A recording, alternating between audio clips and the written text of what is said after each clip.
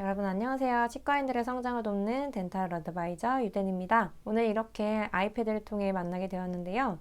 오늘 제목에서도 보셨듯이 4년차 때 제가 월급을 50만 원 올렸던 그런 썰을 풀어드리면서 어떻게 하면 월급을 많이 올릴 수 있을지에 대해서 이야기를 나눠보려고 합니다. 일단 여러분들 월급을 많이 올리고 싶으시잖아요. 근데 보통 치과에서는 어때요? 10만원 혹은 20만원. 적게는 5만원에서 7만원까지 올리는 선생님들도 저는 봤거든요. 근데 이 선생님은 치과를 결국 그만두시더라고요. 7만원이라는 숫자가 자존심이 상할 수밖에 없잖아요.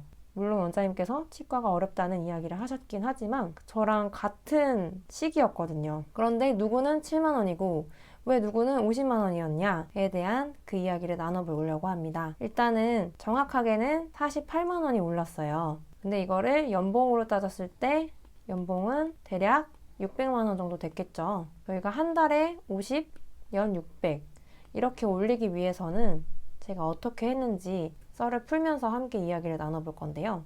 일단은 그 치과가 좀 원장인 두 분의 스텝에 한 8분 정도 되는 치과였어요. 근데 과들도 뭐 교정과, 보철과 여러 과들로 나뉘어져 있었는데 그 중에서 사실 메인이 보철과였어요. 저는 워낙 이제 돌아다니는 걸 좋아하다 보니까 보철 치료에 조금 더 적합한 적성을 갖고 있다고 생각을 했어요.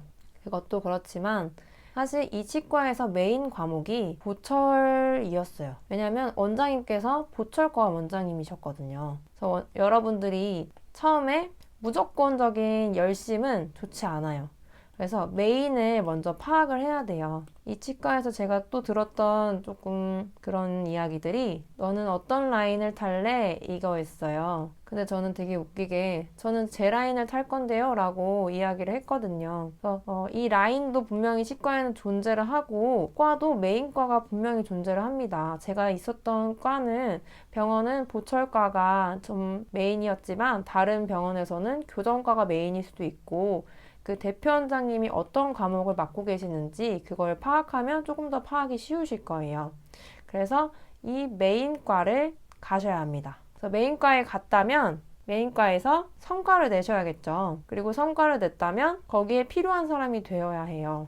그래서 첫 번째 정리하자면 메인과를 간다. 메인과를 가거나 아니면 메인 업무를 맡거나 제가 맡았던 거는 보철과에서 기공 담당이었어요. 거기에 소장님이 계셨는데 그 소장님의 서브 역할로 기공물을 아예 싸는 역할을 맡았죠. 근데 이 싸는 거를 제가 되게 꼼꼼하게 잘했어요. 근데 거기에는 기공물이 굉장히 많았고 다양한 기공소들이 있었기 때문에 그 일을 저밖에 할 수 없다고 다들 인정을 하셨던 것 같아요. 그래서 메인과에 갔다면 메인 업무를 찾아서 맡고 만약에 메인 업무를 하지 못한다면 메인 업무를 하는 선생님의 서브라도 되어야 돼요. 그래서 서브 역할로 일을 배우다가 메인 선생님이 나갔을 때 그 메인 업무를 맡는 거죠. 그렇다면 조금 더 그 치과에서 필요한 사람, 두 번째는 필요한 사람이 되어야 돼요. 메인 업무를 맡는다는 거는 필요한 사람이 될 수밖에 없는데 이 필요한 사람의 기준은 사실 사람들이 정해요.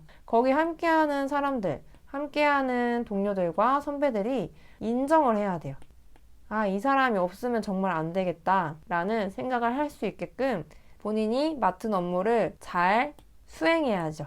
그냥 잘한다라기보다는 그 업무를 제대로 수행할 수 있어야 돼요. 그래서 이 업무를 잘 한다면 당연히 인정을 받을 수밖에 없고 그게 원장님의 귀에 들어가거든요. 사실 제가 이 치과에 다닐 때 한번 그만두려고 했었어요. 1년이 지나고. 왜냐면 하는 일은 계속 똑같은 것 같고 나는 조금 더 다른 일을 배우고 싶다.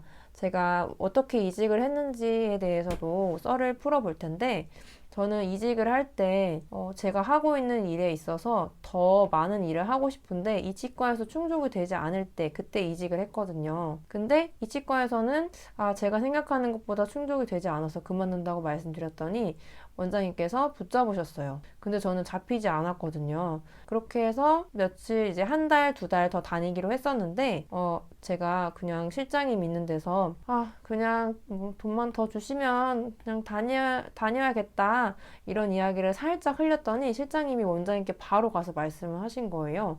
그래서 원장님께서는 저를 부르시고 그래서 이렇게 금액을 인상을 시킬 수 있었던 거죠. 그런데 그때 원장님께 말씀드렸던 분들이 소장님, 그리고 팀장님, 실장님까지 이 선생님 없으면 안 돼요 라고 이야기를 하셨기 때문에 원장님의 마음도 돌이킬 수 있었던 것 같아요.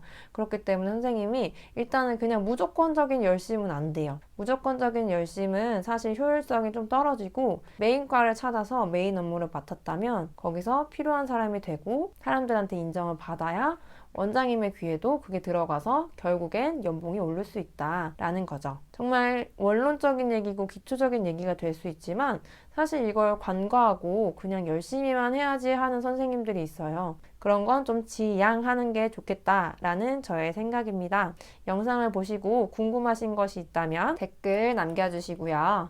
그리고 좋아요와 구독도 많이 부탁드립니다. 앞으로 더 유익한 영상으로 찾아뵐게요. 오늘도 시청해주셔서 감사합니다. 안녕히 가세요.